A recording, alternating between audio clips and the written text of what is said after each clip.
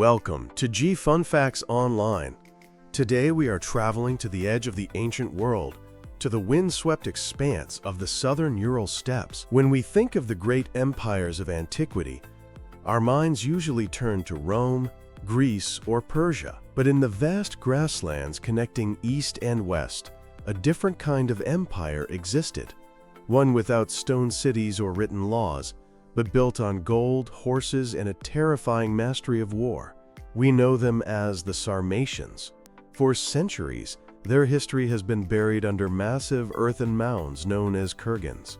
But in the summer of 2025, a team from the Institute of Archaeology of the Russian Academy of Sciences made a discovery that has fundamentally shifted our understanding of these nomadic lords.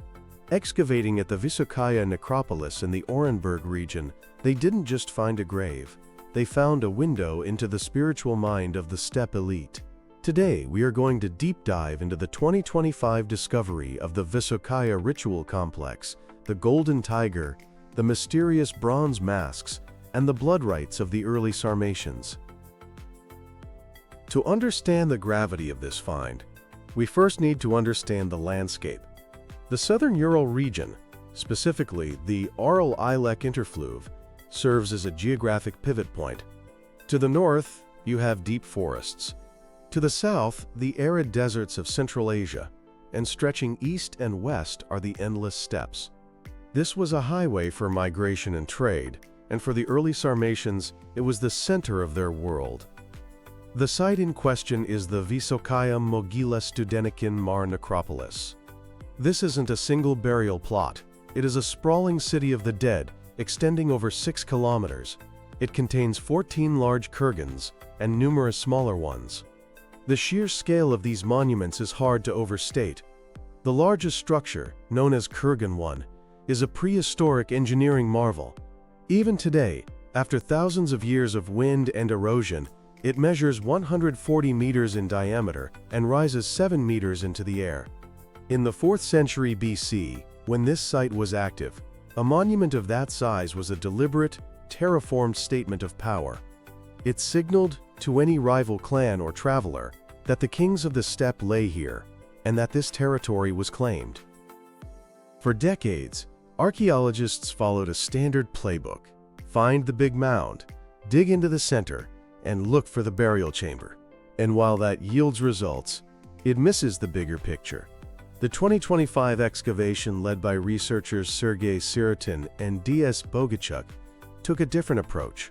They turned their attention to the intermound space, the flat, seemingly empty ground between the giant tumuli. Specifically, they looked at the area between the massive Kurgan 1 and the smaller Mound 19. It was a gamble, but it paid off. Hidden beneath the plowed soil, they discovered a shallow, circular pit that had miraculously survived modern agriculture and ancient looters. This was not a grave. It was a sacrificial deposit, a treasure trove of ritual intent left by the living to honor the dead. Let's look at the inventory of this pit, because the specific combination of items tells a story. They found over 100 bronze artifacts, a gold plaque depicting a tiger, rare bronze mask pendants, silver-mounted wooden vessels, and boar jawbones. The location is crucial. Because these items were not inside a burial chamber, we know this wasn't part of the funeral itself. This is evidence of a post-funerary memorial cult. This means the nomadic elites didn't just bury their kings and move on. They returned. Years, perhaps decades later, they came back to this specific spot to hold feasts, perform sacrifices, and deposit heirlooms. It was a way to recharge the spiritual power of the necropolis and reaffirm the legitimacy of the ruling clan. The most spectacular object found is undoubtedly the gold plaque featuring the head and foreleg of a tiger. In the art of the Eurasian steppes, known as the animal style, animals are never just decoration, they are totems. They represent specific powers or deities. The tiger is a fascinating choice. While the Caspian tiger did exist in Central Asia, it was far less common in the Urals than wolves or bears. This rarity made the tiger an exotic symbol of supreme royal power. The craftsmanship shows the classic traits of the steppe tradition: fluid lines, exaggerated features, and a dynamic pose. The tiger isn't sleeping, it is hunting. For a warrior aristocracy, the tiger embodied the ultimate martial virtues of stealth and explosive violence. By offering this gold plaque to the earth, the clan was likely claiming these attributes for their ancestor. However, the most scientifically significant find might be the bronze mask pendants. These are incredibly rare. Sarmatian art is dominated by animals, griffins, deer, predators. Finding anthropomorphic, or human-shaped, art is unusual. Finding a concentration of bronze faces in a ritual pit is a sensation. These masks are small, but psychologically imposing. In many Siberian and Central Asian traditions, masks are the tools of the shaman. They allow the wearer to assume a different identity, to travel between the worlds of the living and the dead.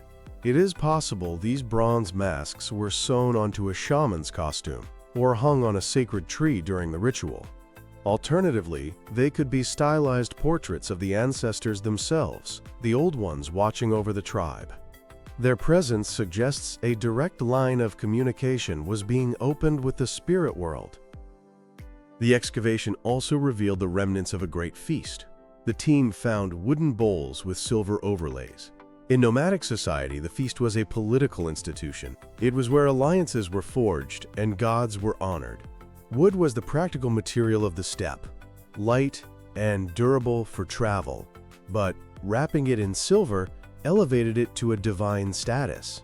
These bowls likely held kumis, fermented mare's milk, or wine imported from the south. The archaeological evidence shows that ceramic vessels were broken on the spot, and precious bowls were buried. This suggests a ritual killing of the objects.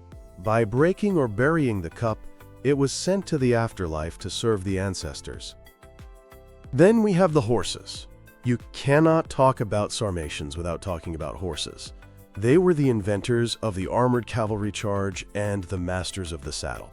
The pit contained a massive volume of horse tack, complete bridle sets, iron bits, and decorative discs known as phalae. The designs on these bronze pieces are intricate, featuring hooked terminals and open-work plaques with solar symbols like swastikas, as well as birds and mythical beasts. In Indo-Iranian mythology, which the Sarmatians were part of, the horse is often seen as a psychopomp, a guide that carries the soul across the threshold of death. By burying elite horse gear, the living were ensuring that the ancestor had the proper mount to ride in the celestial pastures. It underscores that for the nomad, the bond between rider and horse transcended death itself. So who were the people behind these rituals? The artifacts date the site to the 4th and early 3rd century BC, placing it firmly in the early Sarmatian period. This was a golden age for the nomads of the Southern Urals. They controlled the trade routes connecting the fur-trapping forests of the north with the Silk Roads and the Greek colonies of the Black Sea. The size of Kurgan 1 proves this was a highly stratified society. This wasn't a simple tribal democracy. There were kings, queens, and a warrior aristocracy that could command the labor of thousands to build earthen pyramids. The finds at Vysokaya link this site to the famous Filipovka Cultural Circle, known for the massive golden deer statues found nearby. We are looking at a network of royal clans who shared a common artistic and religious language. It is also worth noting the role of women in this society. While we cannot say for certain who conducted the ritual at Vysokaya, archaeological evidence from the region has famously shown that Sarmatian women were often buried with weapons, swords, bows, and armor. These were the historical basis for the Amazon myths. The presence of feminine jewelry like beads alongside the masculine ritual gear and weapons suggests that women held high status, potentially serving as priestesses or clan leaders who oversaw these memorial rites.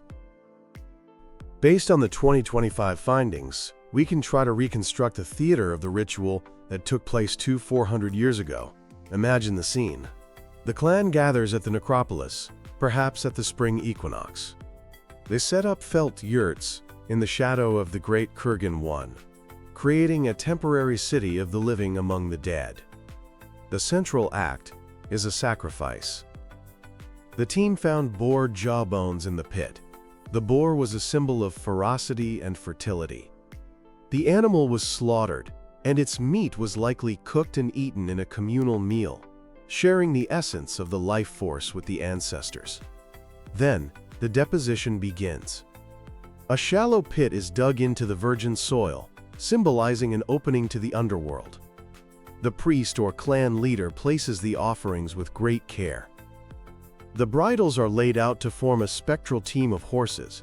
The gold tiger and bronze masks are arranged, perhaps oriented toward the sun. The wooden bowl, filled with a final offering of milk or wine, is placed among them.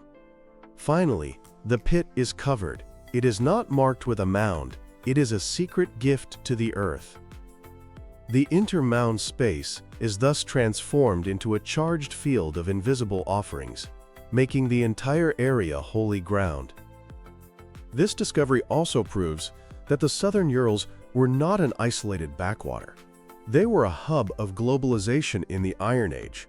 The technique of the goldwork and the silver vessels points to influences from the Achaemenid Empire of Persia and Central Asia. The openwork bronze plaques have parallels in the North Caucasus and the Scythian lands of the Black Sea.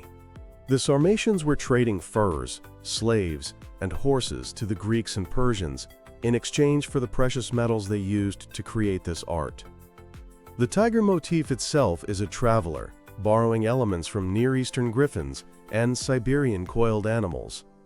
The Vysokaya tiger is a synthesis of these worlds. In conclusion, the discovery of the sacrificial complex at Vysokaya Mogila is one of the most significant archaeological events of the decade for steppe studies. It moves the conversation beyond grave robbing and finding gold to reconstructing the religion and the rituals of the spaces in between. It reveals a society that was deeply spiritual, artistically sophisticated, and fiercely proud. The early Sarmatians were not just wandering barbarians.